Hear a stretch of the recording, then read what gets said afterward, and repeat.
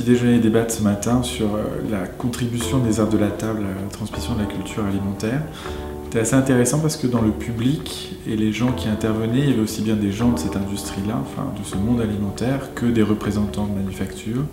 que des gens du domaine du politique. Et on voit bien que c'est une question qui n'est pas anecdotique, mais qu'elle est au contraire complètement liée à des habitudes de vie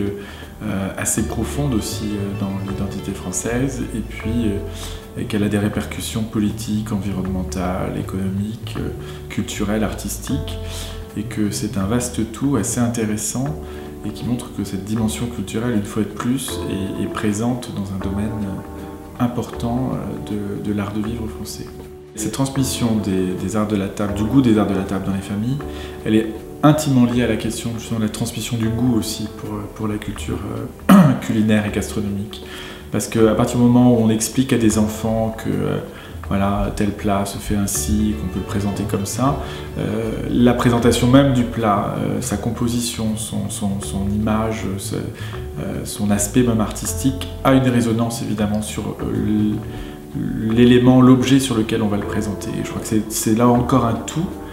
c'est-à-dire que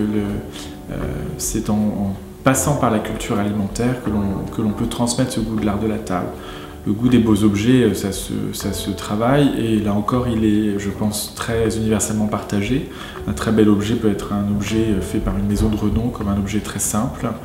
Et finalement c'est parce que tout d'un coup ce sentiment, la convivialité, aussi d'une forme de bien-être, même quelquefois d'égoïsme aussi,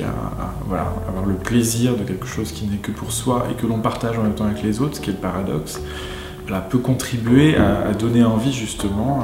à des enfants, si ce n'est de mimer leurs parents, en tout cas de comprendre à travers leurs parents